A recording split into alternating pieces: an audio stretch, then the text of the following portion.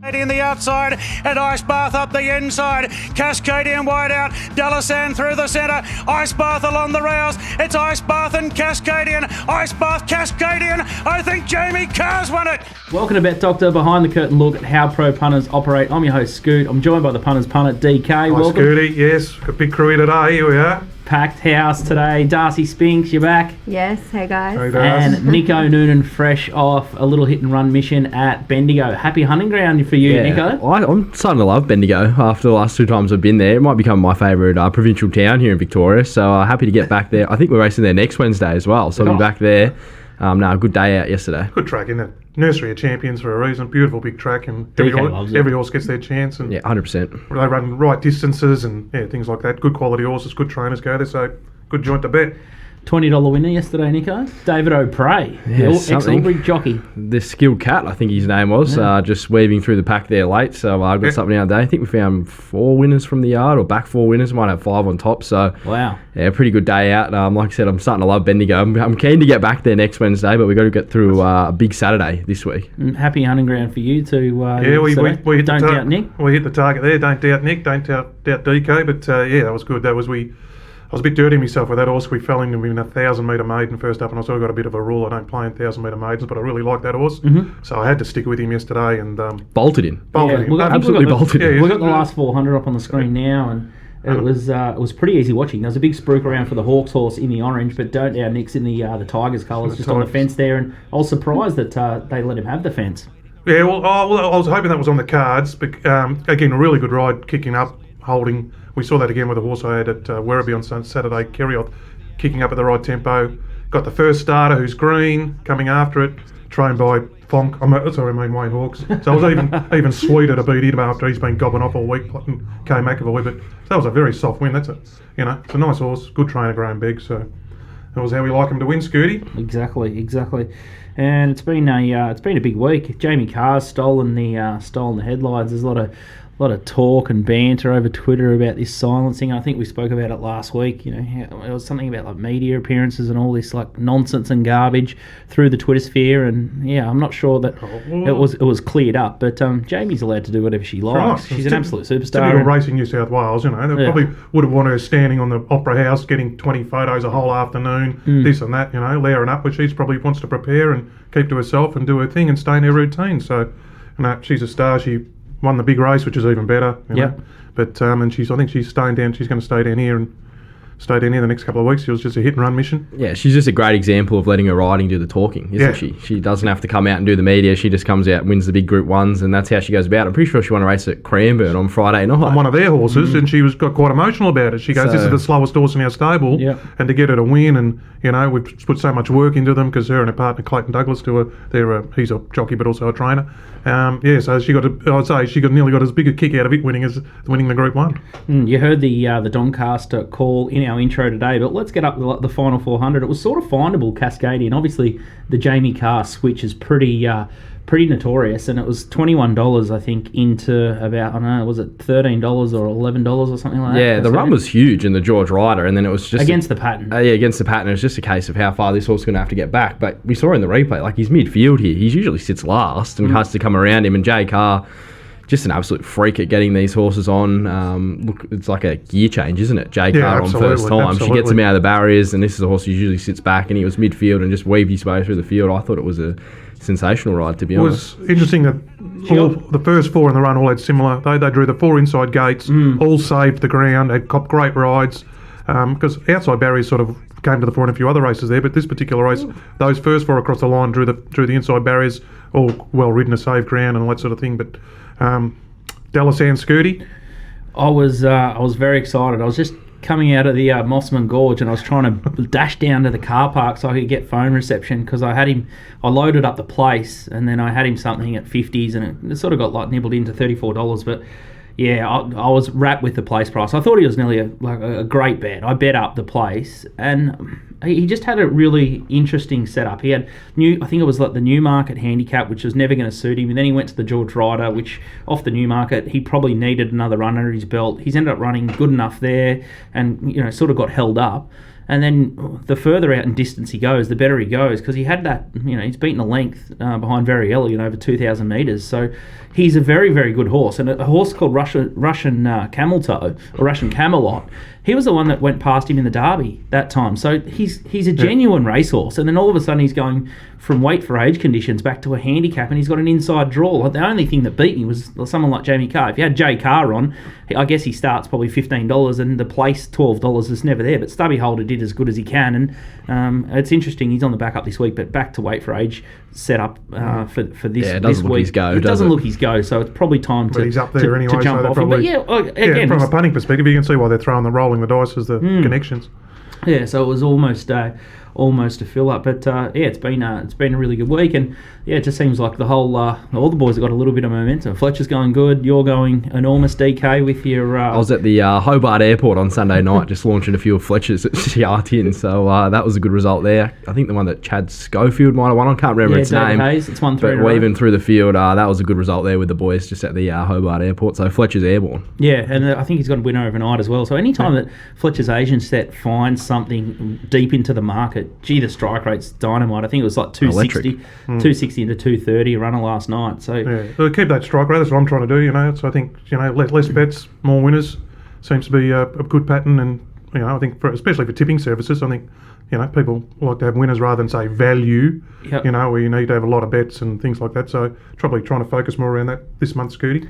Absolutely, yeah. We'll get the graphic up on the screen. You can see that DK's gone 7 out of the last 9 winners, and that's his April record. So we're still offering the dots. It's funny because it's only $1.10. You can still get involved. It's $1.10 to sample DK's subscription. So those prices won't last. And once we get to May and June onwards, we need to do the right thing by DK, and we'll need to pay full tote. So make sure you jump on board and support him. Today's show is going to be a belter. We've got Morpheville starting to heat up with their carnival. We've got Beat the Bagman. He was amazing last week. He had a 440 winner, Reynolds, that just led the whole way, and then you were both you both potted the favourite in the other big race, the Guineas, and all of a sudden you found the $11 winner. Royal Mile, he's just a racehorse. He's sort of the horse that all us analysts just find, because he just does something every start, finds the line every start. He's a trier, just that sort of horse that professional punters like. The models mightn't find him, but guys who watch the races, feel the races, watch him. You'll find him, and it was also just potting the favourite there. I don't know what price it went up.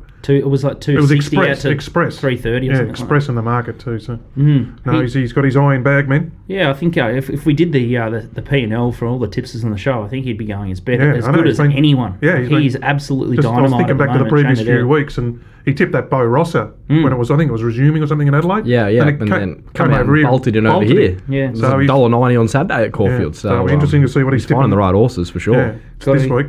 Got to be betting at the moment, and it's a great time to do it. Caulfield, we've got Nico stepping in for Casey. He's stuck in the UK. He's over at Aintree. I don't know what he's doing. Is he? Yeah, he's still over in the UK. Is he? You can't go to the races over there, can you? No, I don't know what he's doing, but I think he's doing a bit of a tour. It's a mystery to me what he's doing over there. I think he said he was going to a wedding. There's a wedding. Yeah, wedding. I mean, what would it cost to get over there and back at the moment, and flights and everything? It must be his best mate or someone else is paying.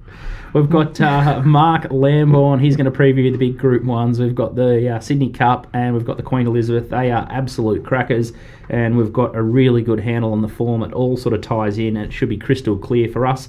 It is going to be a fat show, and I'm tipping that your wallets at home are fat if you're following all the tipsters on this show. But if you're doing the form, Darcy. Puntingform.com.au, Australia's best online form guide and database. The biggest and best. Start again. The other. Oh, God.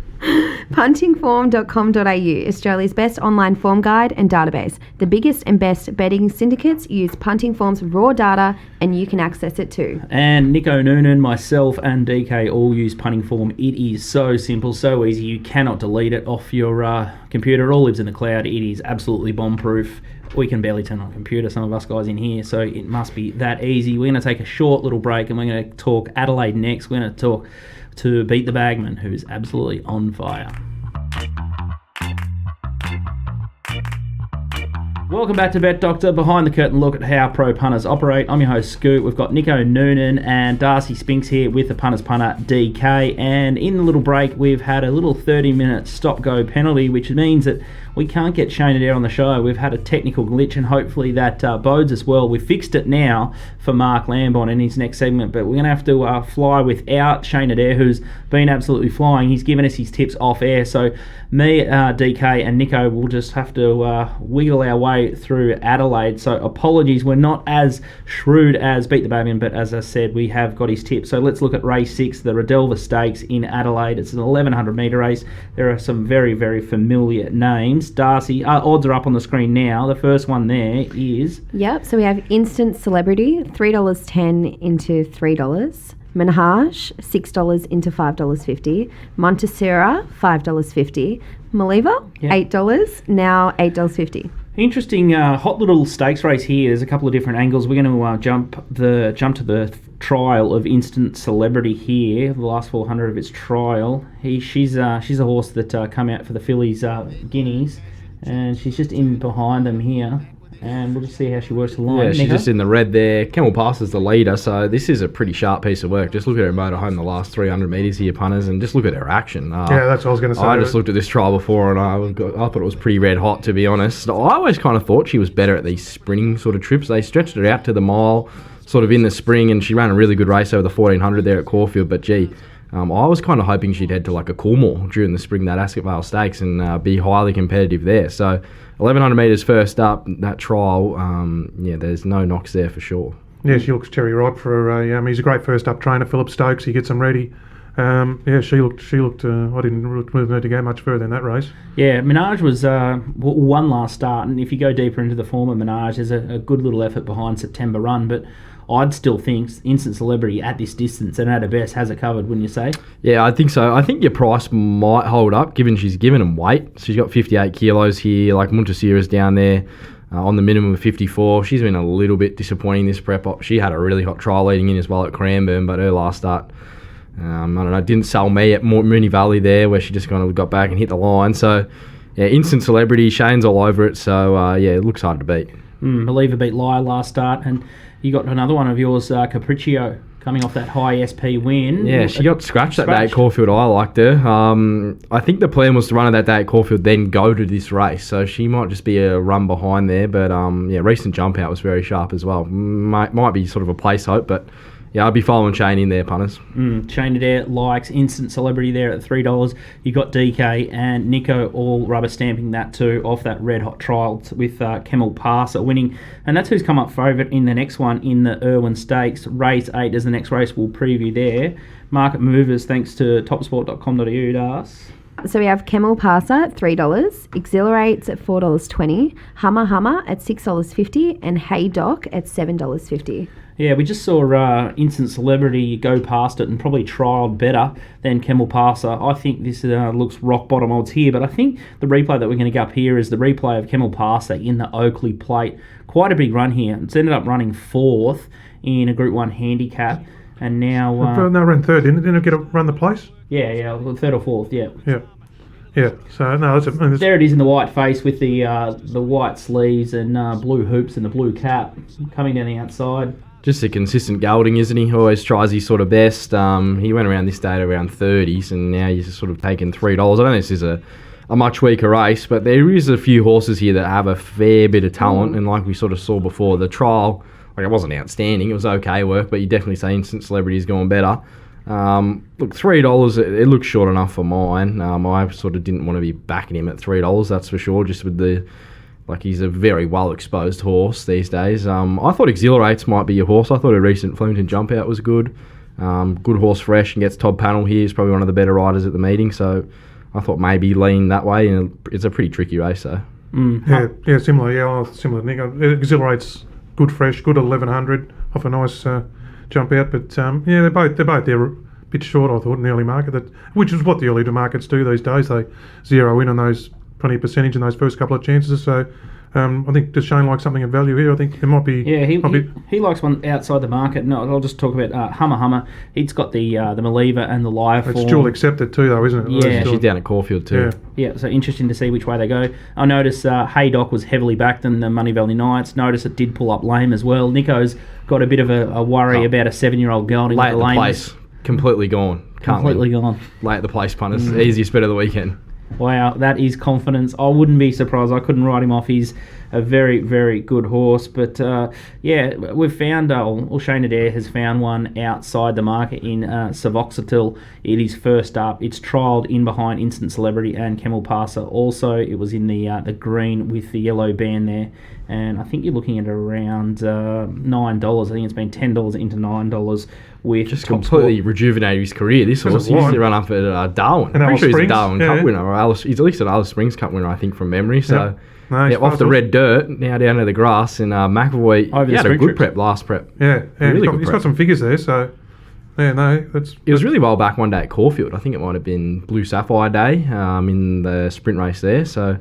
Yeah, there's definitely enough there to suggest that he could be running a race for sure. Very, very interesting. But, Camel Passer looks a little bit too short. So the guys here like Exhilarates and Savoxatil, if you're playing. DK? Another very interesting runner, which who's over there this week, is that the good horse from over here, Stenheim. It couldn't have been more impressive in its 2 wins, but I think it drew 20 or 20, Nico. Yeah, visitors draw 20 or 20, so she'll come into 16 probably once the emergencies come out. She's been 245 into 230 with TopSport.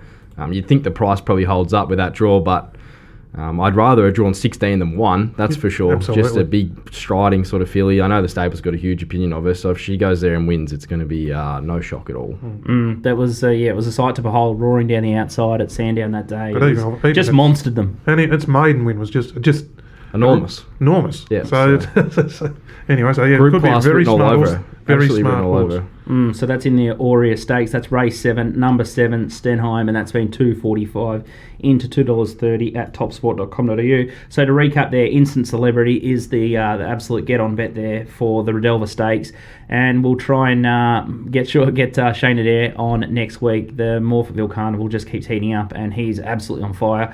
As I said earlier, I think if we did the P&L on everyone that's been on the show, he has been the form horse, and him and John Kelton absolutely smashed the VIX in the Money Valley Knights. We're going to take a little bit of a break, but if you're betting this weekend, topsport.com.au, family owned and operated for 35 years. Bet with a bookmaker you can trust, and bet with topsport.com.au. We've got Sydney Racing up next with Mark Lambourne. Welcome back to Bet Doctor, behind the curtain look at how pro punters operate. I'm your host Scoot. I've got DK, the punter's punter, Darcy Spinks and Nico Noonan in studio. And it's time to talk the championships, the all-important championships up at Rainwick. And we've got Mark Lambourne joining us again from Racing Rant. How are you, Mark?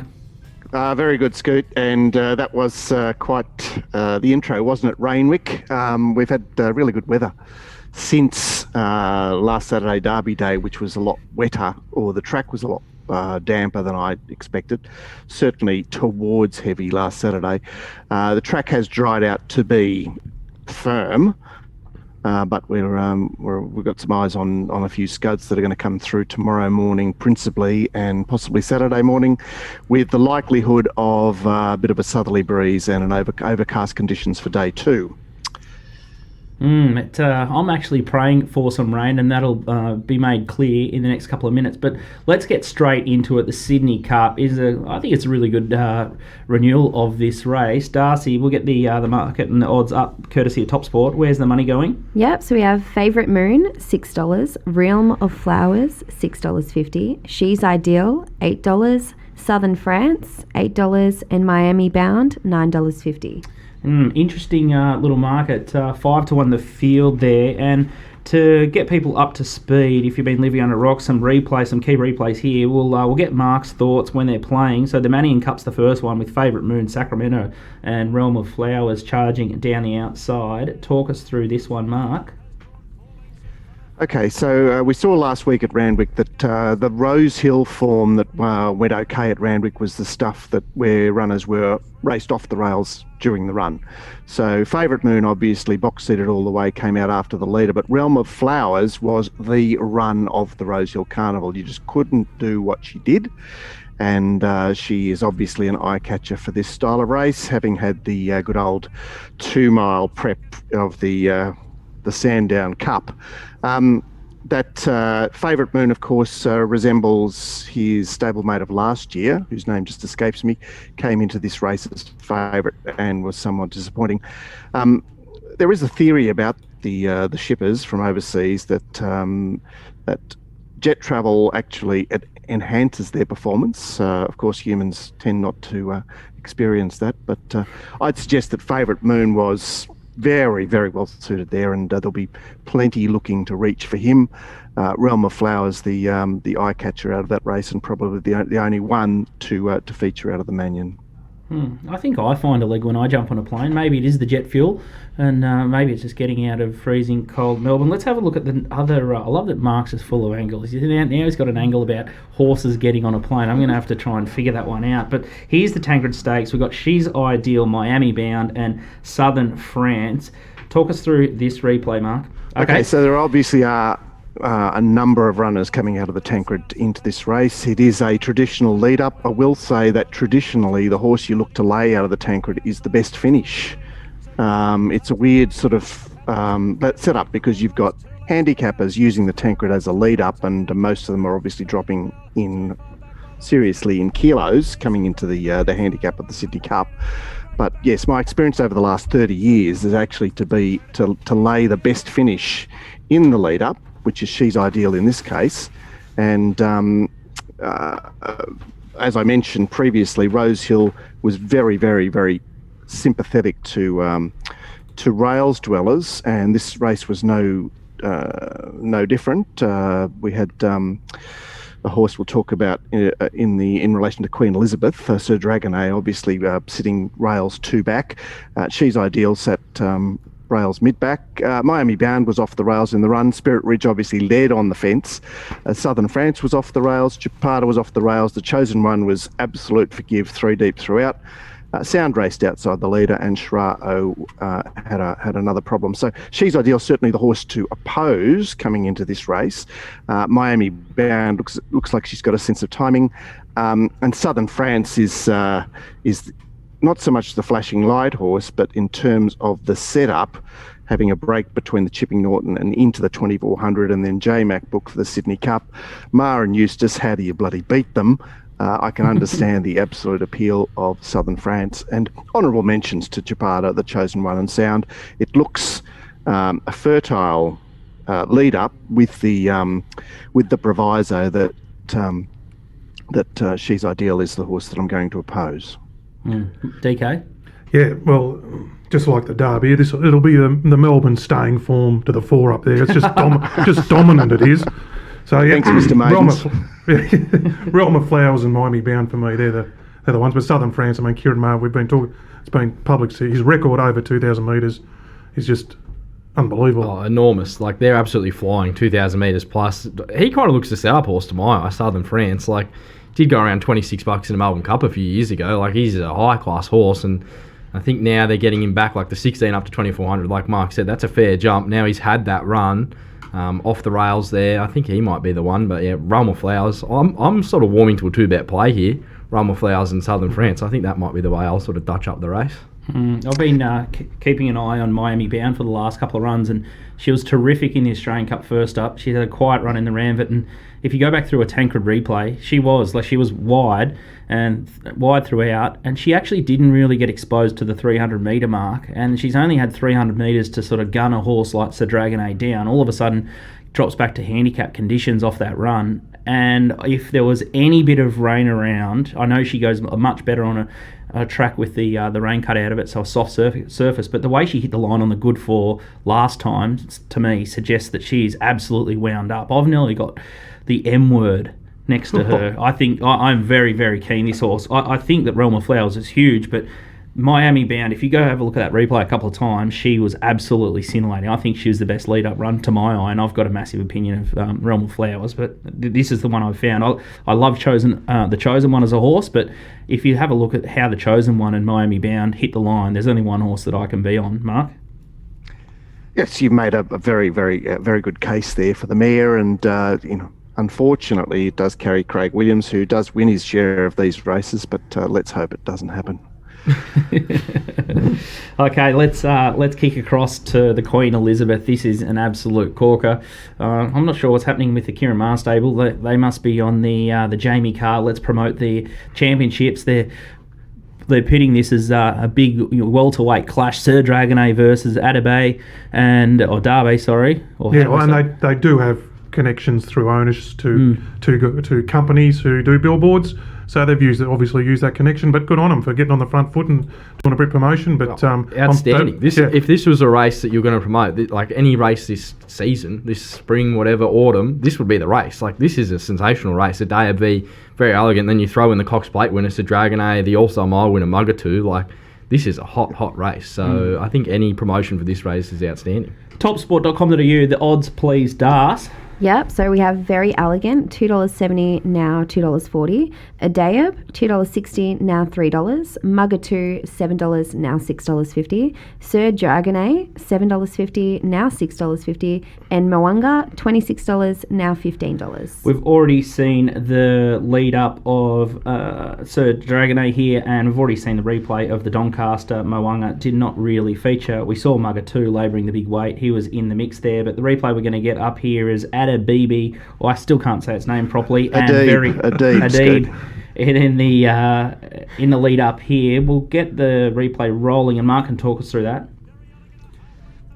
Well, Adair didn't really travel that very well in the run. He sat outside the leader, so this is the race that came up previously. And Very Elegant was perfectly ridden by J Mac and had his measure early in the straight. Obviously, Adair fought back, and Sir Dragonet just worked to the line nicely in this race. Obviously, not yet at the level that the other two were at in terms of his condition. So that's Angel of Truth back on the inside there in the pink colours. That race was run on what I would describe as a 5. Were they to get onto a 3 on Saturday, which is problematic, we haven't seen Adair on a surface without giving it, and he does appear to relish the more give, the better. So, and you would have said that Very Elegant is perhaps in the same boat. And I would have also thought that Dragonet was not necessarily a dry tracker. Throw in Muggertoo, so maybe they're all on the level. There was an issue with Adair prior to that run in terms of some sort of lameness, but I'm told that he's always like that. So I'm not going to use that as an excuse. I think there's been little between them in their 3 clashes. Certainly Very Elegant finally got one over him and doesn't have to come back from the 2400 of the Tankard like she did last year. So I'd stick them together again. I'm surprised that she's been marked favourite just ahead of Adair at the moment. But yes, it's a situation where I just have to sit on the fence and say I'll put them together and I'll back whichever of those two gets significantly longer than the other. So we'll wait to see what happens there in the last few minutes of betting. As far as the other 2 main chances are concerned, they seem to be well found. Muggertoo, we came into the Doncaster last week suggesting that he was best fresh, best at a mile, and now he's got the 7-day back up and on the dry surface. It's a bit hard to really drill down and say, well, that's better than what we thought was good last week. I'm very much on the fence in this race. It's like I'll mark the 2 favourites equal. I think that whilst the other 2 have claims, I'm not promoting them in a big way.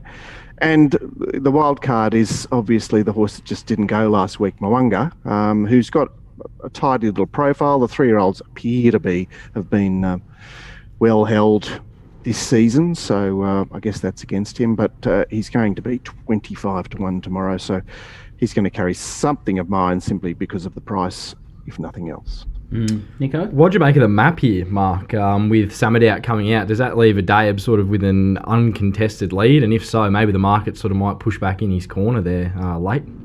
Yeah, certainly there's no established speed here, so Adair could well take it up. I think that J-Mac has been very focused on how to ride Very Elegant and what to do with her, so he won't. He's sort of reached the stage of her career where he's just going to use her as he tactically needs to.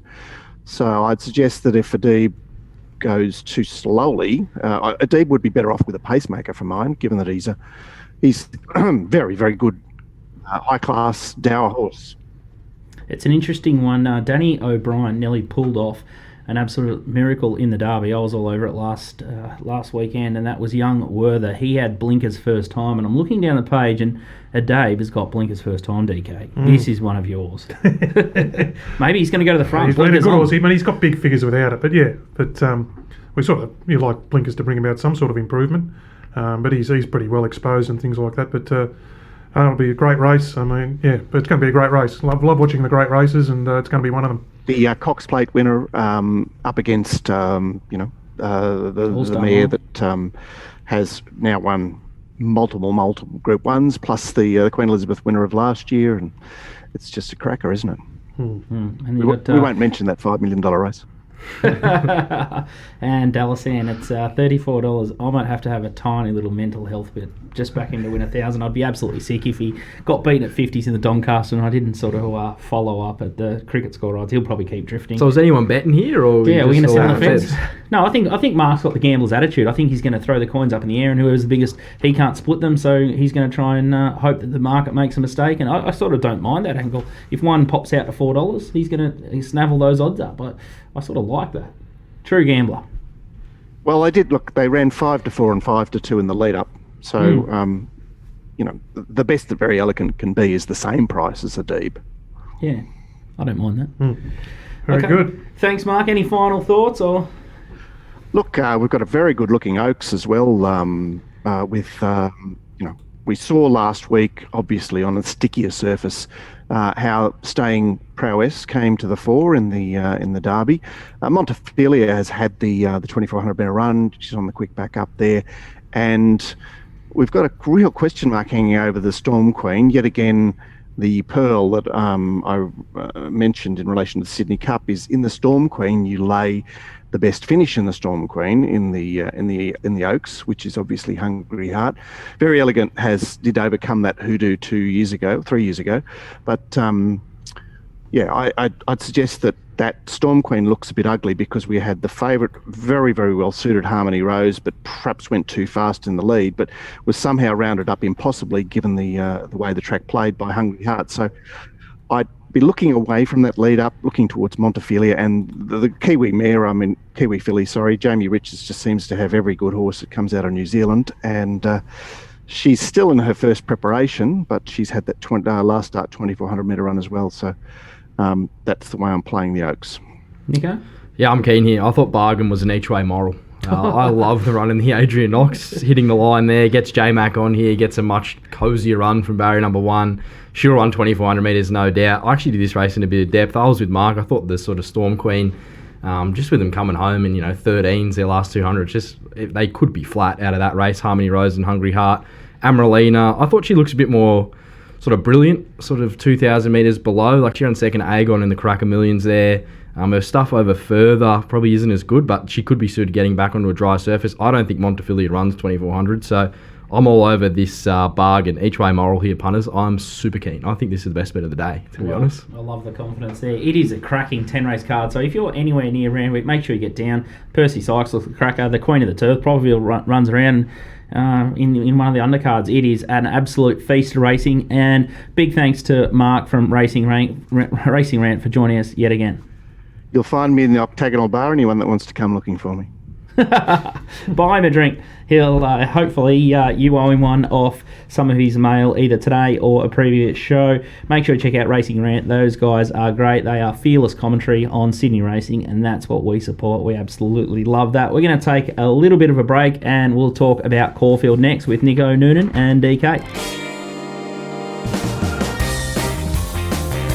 Welcome back to Bet Doctor, behind the curtain look at how pro punters operate. I'm your host, Scoot. I've got DK, the punter's punter, Darcy Spinks, and Nico Noonan with me. It feels like we've been going for about 4 hours in here. We've had tech glitches. We're all over the shop, but we're going to plough into the Caulfield card. Tell you what, it's great racing in Sydney, but the Caulfield card is just as meaty, and the first race we're going to look at is the opener. So Nico Noonan is keen to build your bank early. He thinks that he has found a good thing in the first, in the Vobis Gold Heath over 2,000 metres. Odds courtesy of topsport.com.au. Das. Yep, we have Mohammedaeus at $2.05 and now $2. Fanciful Toff, $3.60, and Moonlight Maid, $8.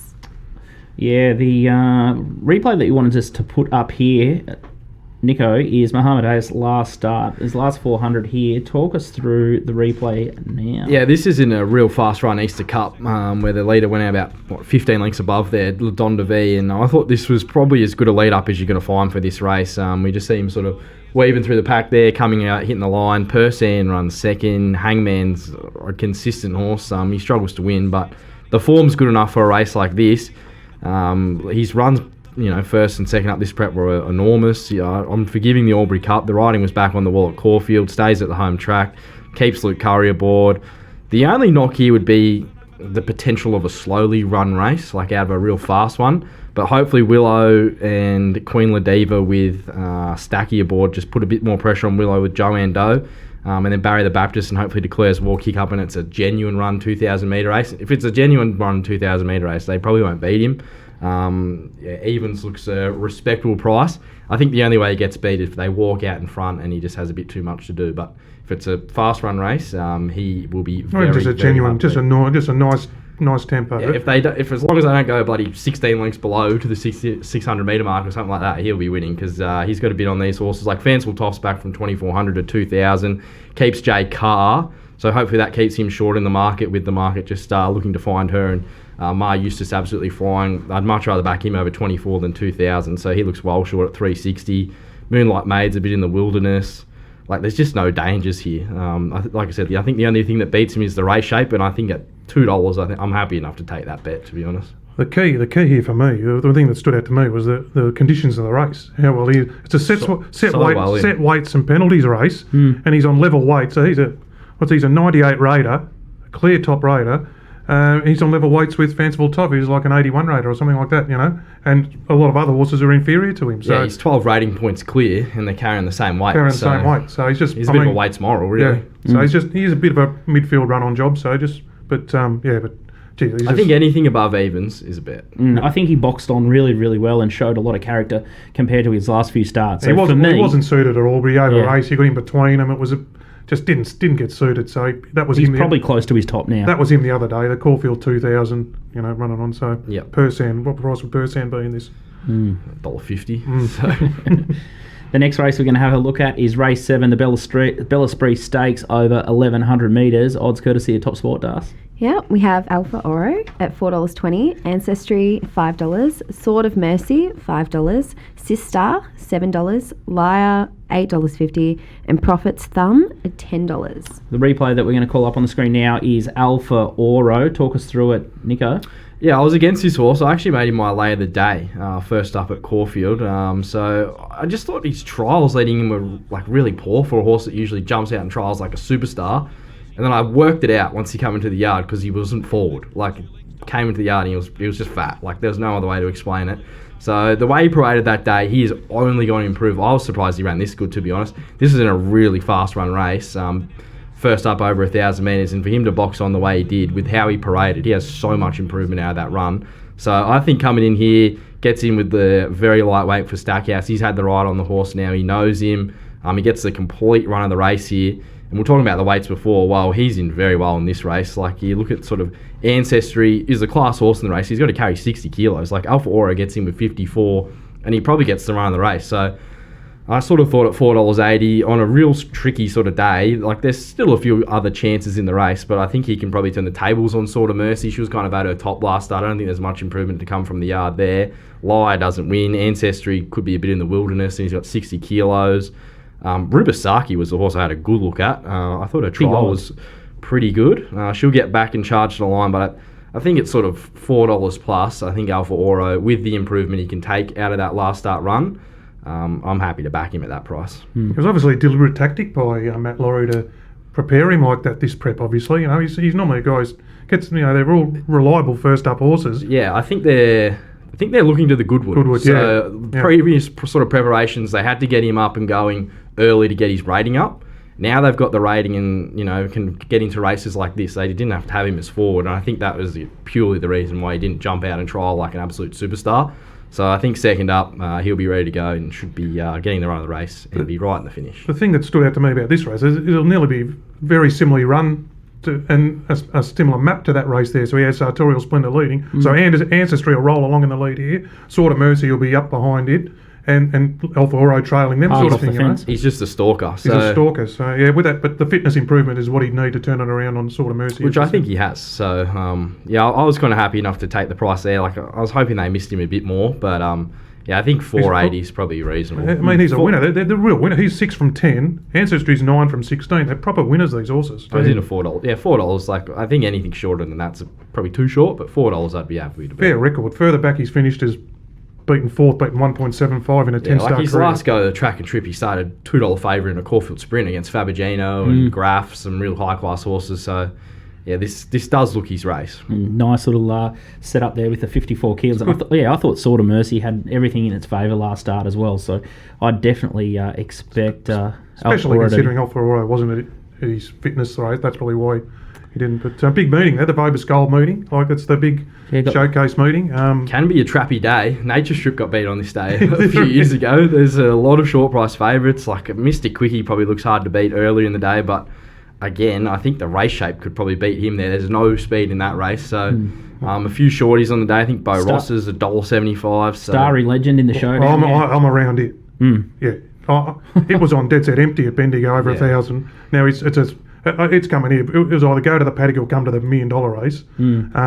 Off the 1,000-metre races, Scoot, up to the 1,200. Yeah. Some other horses, the Tycoon horse and whatnot, look better set up for me at the 1,200. So I would be, I know it's not that short, it's 9 to 4 or something, but it'd be one I'd be looking around Starry Legend. Yeah, 1,200 might just be a bridge too far for him at this stage of his career. But yeah, I'd be.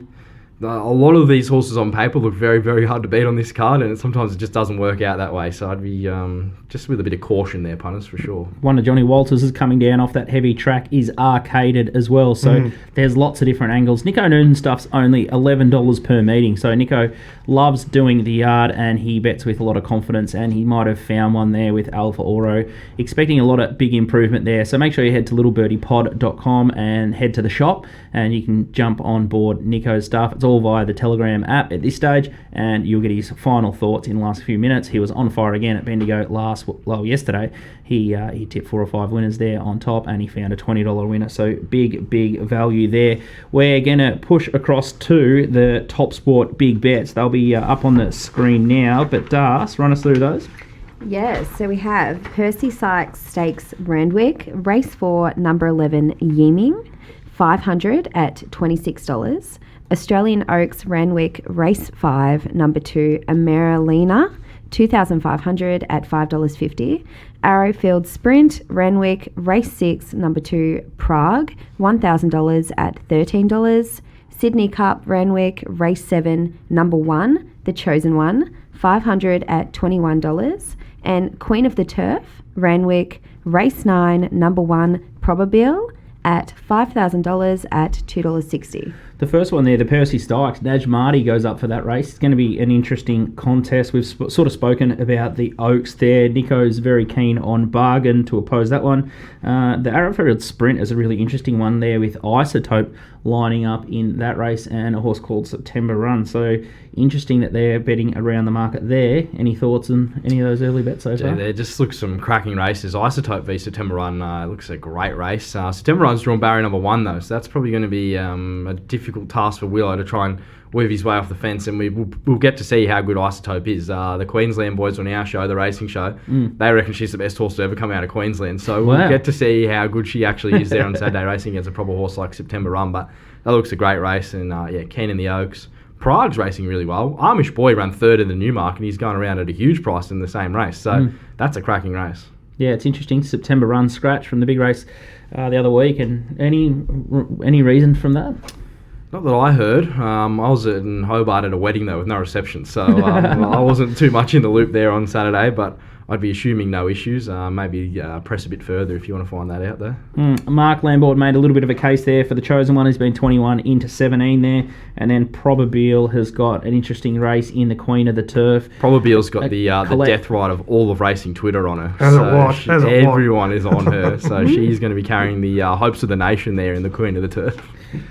Been a big show. It's been a little bit disjointed. I've found it very hard to navigate through, but make sure you follow us at Little Birdie TV on Twitter. Follow us on Apple Podcasts and Spotify at Bet Doctor TV and Little Birdie TV in the YouTube show. Thanks, DK, for joining us, Darcy and Nico. It's been a great show. On your scoot. Hope you're back a winner this weekend, and we'll be back next week to preview and review it all.